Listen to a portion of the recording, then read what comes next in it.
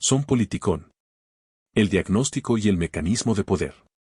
El final del siglo XX prometió la consolidación definitiva de la democracia liberal, el triunfo del mercado y el fin de la historia.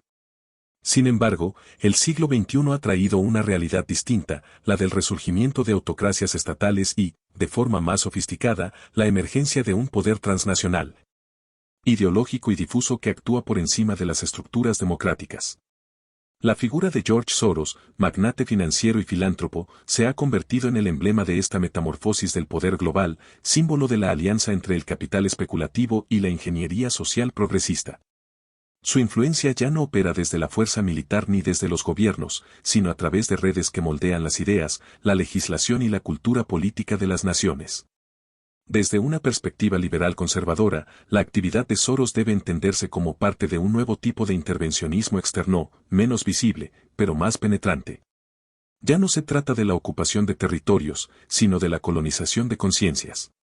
Lo que antes se imponía por la espada, hoy se logra mediante financiamiento, medios de comunicación y una narrativa moral de aparente emancipación.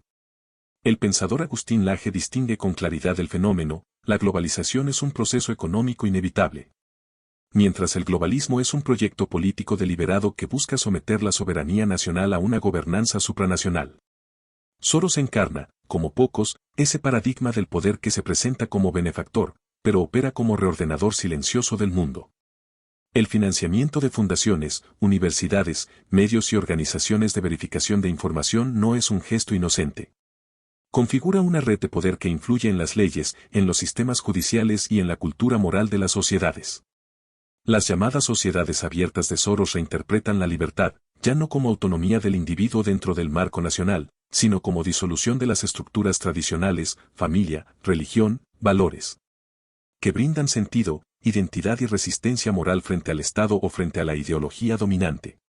Detrás del ideal de apertura se esconde la pretensión de uniformar el pensamiento, reemplazando las verdades locales y espirituales por una ética universalista impuesta desde arriba.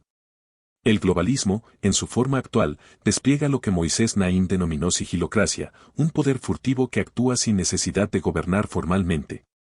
Manipula la información, define los límites del discurso público y convierte la corrección política en instrumento de censura. Bajo la apariencia de objetividad, muchos verificadores de hechos, financiados parcial o totalmente por redes filantrópicas internacionales, acaban determinando qué puede considerarse verdad. En la era de la posverdad, el control del relato es el nuevo campo de batalla, y la hegemonía cultural sustituye al dominio territorial. La ingeniería social que promueven estas redes busca moldear comportamientos y valores. No actúa mediante coerción, sino a través de la presión cultural y la saturación mediática. Se financian movimientos que redefinen nociones como familia, identidad o libertad, transformando causas legítimas en vehículos ideológicos. El ciudadano es tratado como una máquina programable, y las políticas públicas se convierten en experimentos morales administrados desde centros de poder que nadie eligió. La Agenda 2030, con sus 17 objetivos y 169 metas, es vista por muchos analistas como el marco más visible de esa ingeniería, un conjunto de lineamientos globales que, aunque bien intencionados en apariencia, permite que organismos y tecnocracias internacionales influyan en las decisiones nacionales sin responsabilidad democrática directa. Desde la óptica económica, Soros representa una paradoja, un defensor teórico de los mercados libres que, en la práctica, utiliza el capital para intervenir en ellos.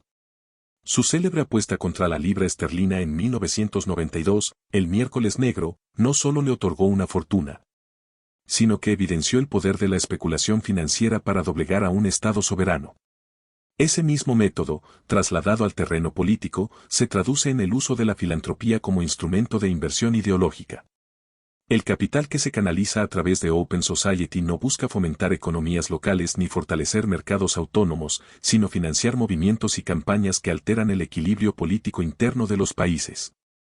Así, la filantropía se convierte en una forma de poder, el dinero deja de servir al desarrollo productivo y pasa a modelar la conciencia social. El resultado es la dependencia. Los actores sociales que viven del financiamiento externo terminan subordinados a las agendas de quienes lo proveen. Cuando los fondos se retiran, las causas se diluyen y la sociedad civil pierde autonomía. Lo que se presenta como ayuda para el fortalecimiento democrático acaba siendo un mecanismo de tutela ideológica. En muchos países en desarrollo, esta dinámica crea un círculo vicioso. El Estado ajusta sus políticas para congraciarse con la red de donantes internacionales, mientras la ciudadanía deja de exigir rendición de cuentas a sus propios gobernantes. Se genera así una forma moderna de colonialismo financiero. Los pueblos conservan su bandera, pero pierden el control de sus decisiones. En la práctica, estas influencias operan mediante presión regulatoria y condicionamiento normativo.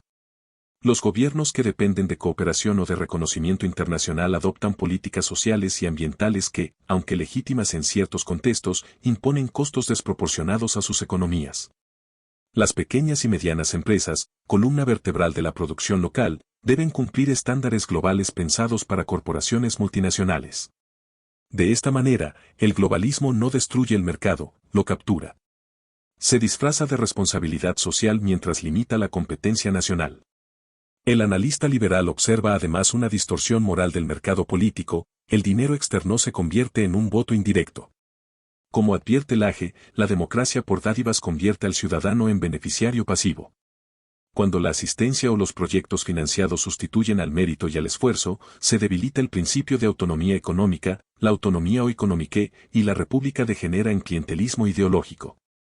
El poder deja de medirse por la voluntad popular y pasa a medirse por la magnitud de las transferencias. En el terreno cultural, el historiador conservador identifica una mutación profunda. El fracaso del marxismo clásico no significó su desaparición, sino su transformación. La nueva izquierda abandonó la economía como centro de la revolución y trasladó la lucha al plano de la cultura. Siguiendo la teoría de la hegemonía de Antonio Gramsci, entendió que para dominar una sociedad no basta con conquistar el poder político, hay que controlar el sentido común. En este marco, Soros aparece como el gran mecenas de la revolución cultural global. Su apoyo a agendas posmodernas redefine conceptos tradicionales como verdad, naturaleza o familia. Y promueve un relativismo moral que disuelve los fundamentos espirituales de Occidente. La familia, la fe y la identidad nacional, elementos que históricamente limitaban el poder del Estado, son presentados como obstáculos al progreso. La educación se convierte en el principal vehículo de transformación cultural. Becas, programas y universidades financiadas por grandes fundaciones buscan formar una nueva élite académica global, desvinculada de las raíces históricas y morales de sus pueblos. De este modo, la cultura deja de ser un producto de la tradición para convertirse en una herramienta de ingeniería social. El ciudadano educado bajo esta lógica pierde la capacidad de discernir entre libertad y licitud, entre compasión y sometimiento. Continuará.